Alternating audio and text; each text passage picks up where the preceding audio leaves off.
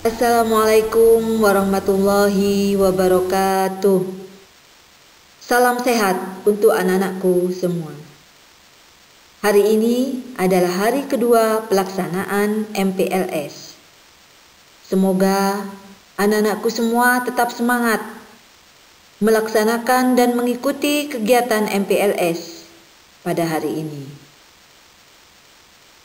Ibu akan menyampaikan materi tentang pembinaan mental keagamaan.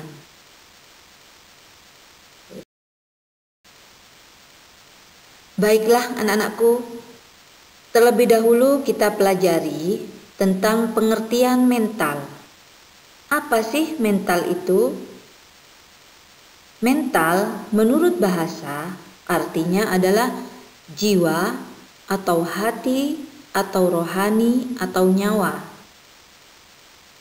Menurut istilah, sesuatu yang berhubungan dengan batin atau hati yang dapat mempengaruhi perilaku dan watak atau karakter seseorang. Berdasarkan pengertian ini, mental ini adalah sesuatu yang tidak bisa dilihat, sesuatu yang tidak bisa tampak karena berhubungan dengan hati, dengan jiwa. Namun, bagaimana kita bisa melihat mental ini? Kita bisa melihat mental dari perilaku seseorang. Karena perilaku yang dimunculkan oleh seseorang adalah cerminan dari suasana mentalnya.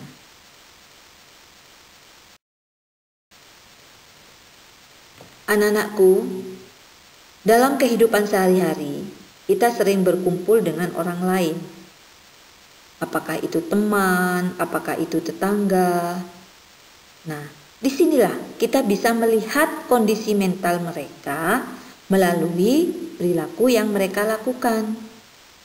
Ketika mereka melakukan perilaku yang baik, yang tidak menyimpang, dan bisa mengendalikan diri hal-hal yang tidak baik, maka dipastikan kondisi mental orang tersebut adalah tergolong kondisi mental yang sehat dan baik. Namun sebaliknya, ketika yang kita temui adalah orang-orang yang tidak bisa mengendalikan diri dari hal-hal yang kurang baik, maka kita bisa menilai bahwa kondisi mental orang tersebut termasuk kurang baik dan tidak sehat.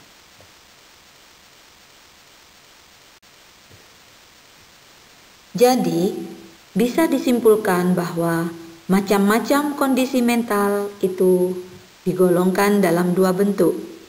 Yang pertama, kondisi mental yang sehat dan baik. Dan yang kedua adalah kondisi mental yang tidak sehat. Kira-kira kalian bisa menebak diri kalian sendiri. Apakah termasuk kondisi mental yang sehat atau yang tidak sehat? Nah, kita perlu introspeksi diri. Apakah perilaku kita sudah melakukan hal yang baik atau sebaliknya? Disitulah kita bisa melihat kondisi mental kita sendiri.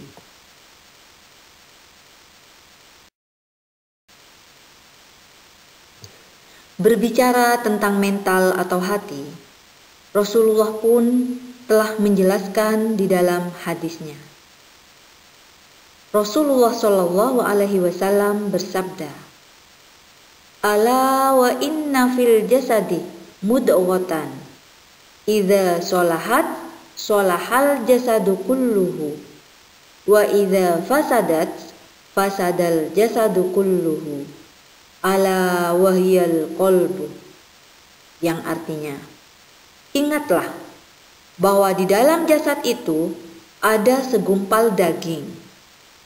Jika ia baik, maka baik pula seluruh jasad. Jika ia rusak, maka rusak pula seluruh jasad. Ketahuilah bahwa ia adalah hati atau jantung.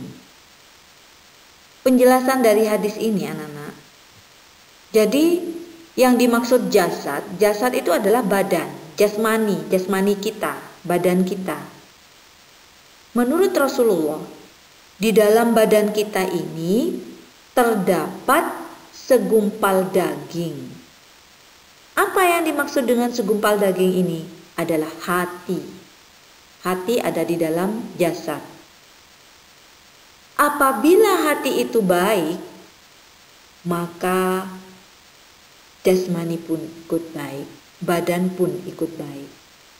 Tetapi apabila hati itu rusak, hati itu menyimpan keburukan, maka seluruh jasad atau badan atau jasmani itu juga rusak. Inilah sabda Rasulullah.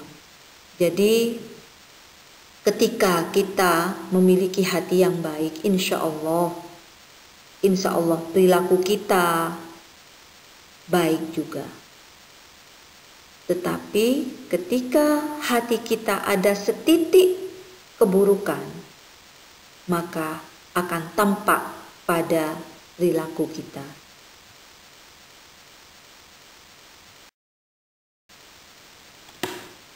Kira-kira anak-anakku sudah paham apa yang Ibu jelaskan di atas? Apabila ada yang kurang jelas, Ibu ulangi lagi ya. Jadi mental itu adalah hati, niat yang ada dalam hati. Jika hati baik, jika mental baik, maka baiklah anggota badan yang lain. Berarti artinya jika hati kita baik, mental kita baik, maka kita pasti akan melakukan kebaikan.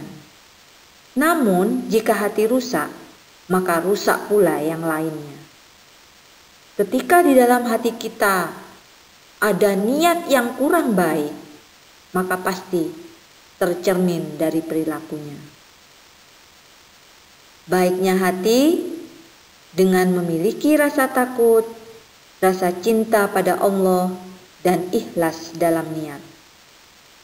Jadi orang yang baik hatinya ini akan terlihat melakukan apa saja dengan ikhlas, melakukan apa saja takut kepada Allah, apalagi melakukan perbuatan-perbuatan yang dilarang oleh Allah.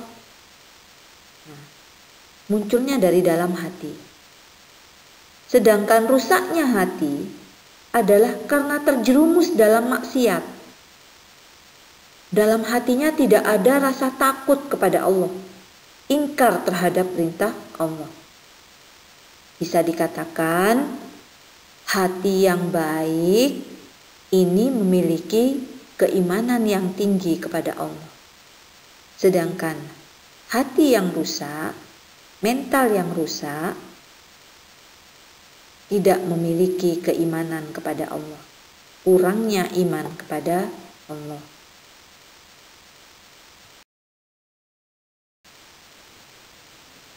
Selanjutnya, Ibu akan menjelaskan tentang hubungan antara agama dengan kesehatan mental.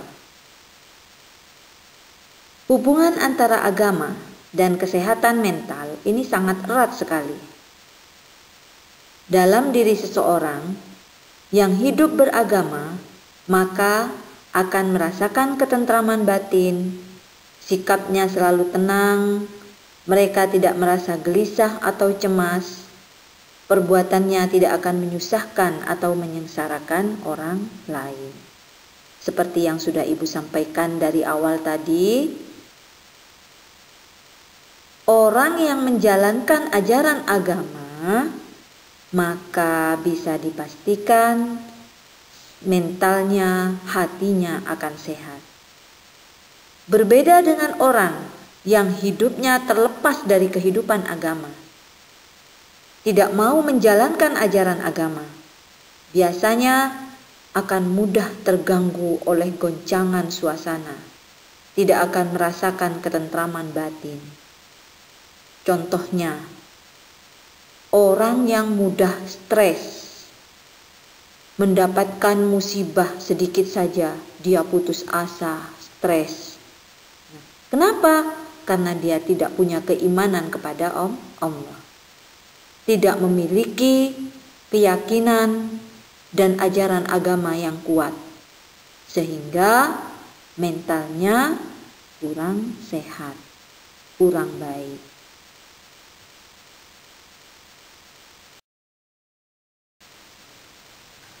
Coba kalian perhatikan dengan cermat gambar-gambar berikut ini. Dari gambar-gambar ini kita bisa melihat bahwa mereka telah menunjukkan perilaku yang baik. Membaca Al-Quran, menghormati guru, melaksanakan ibadah, perintah dari Allah, membantu kaum du'afa, dan menghormati tetangga. Nah, ini hanya sebagian saja. Sebagian contoh dari perilaku yang ditunjukkan oleh orang yang mentalnya sehat. Kenapa mereka melakukan kebaikan? Karena mereka menjalankan ajaran agama dengan baik. Jadi sekali lagi, seseorang yang menjalankan ajaran agama dengan baik, dilandasi keimanan kepada Allah, pasti akan menebar kebaikan, sehingga hatinya merasa tenang dan dipastikan mentalnya sehat.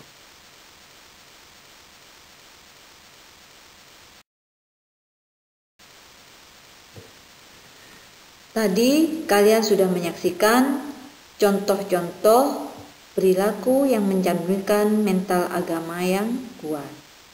Nah, sekarang kebalikannya. Coba kalian cermati gambar-gambar berikut ini. Bahkan ada beberapa perilaku yang termasuk dalam kategori penyakit hati. Contohnya, iri hati, buruk sangka, dengki, dendam, kikir. Nah, ini semuanya adalah perilaku yang mencerminkan orang yang memiliki mental agama yang tidak kuat. Melakukan apa yang dilarang oleh Allah. Menebar permusuhan seperti tawuran, kemudian suka marah. Dan yang lebih memprihatinkan lagi adalah melanggar apa yang telah dilarang oleh Allah. Contohnya adalah minum minuman keras. Mudah-mudahan kita semua tidak memiliki mental agama yang rusak seperti ini. Mudah-mudahan kita dijauhkan oleh Allah dari perbuatan-perbuatan yang kurang baik.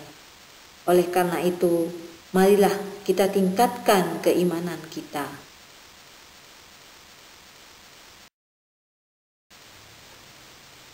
Baiklah anak-anakku, Ibu kira sudah cukup jelas bahwa antara agama dan kesehatan mental ini sangat erat sekali hubungannya. Agama sangat berperanan penting terhadap kesehatan mental. Mengapa agama mempunyai peranan yang sangat penting bagi kesehatan mental? Karena di dalam ajaran agama pasti mengajarkan tentang kebaikan. Perintah Allah untuk selalu berbuat baik kepada sesama, saling menghargai dan menghormati. Jika semua orang menjalankan ajaran agama dengan baik, akan saling menghargai dan menghormati antara yang satu dengan yang lain, tidak saling menyakiti, maka dipastikan akan memiliki mental yang sehat.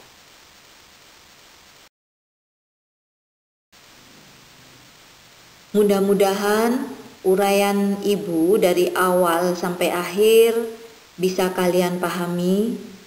Jadi intinya, marilah kita memohon kepada Allah anak-anak supaya kita ini termasuk orang-orang yang memiliki mental agama yang kuat, bisa menjalankan perintah Allah dengan baik. Dan salah satu tanda bahwa Allah sayang pada kita, yaitu dengan menunjukkan dan mengarahkan kita ke jalan yang benar. Mudah-mudahan kita semua termasuk ke dalam golongan orang-orang yang disayang oleh Allah. Amin, Allahumma amin.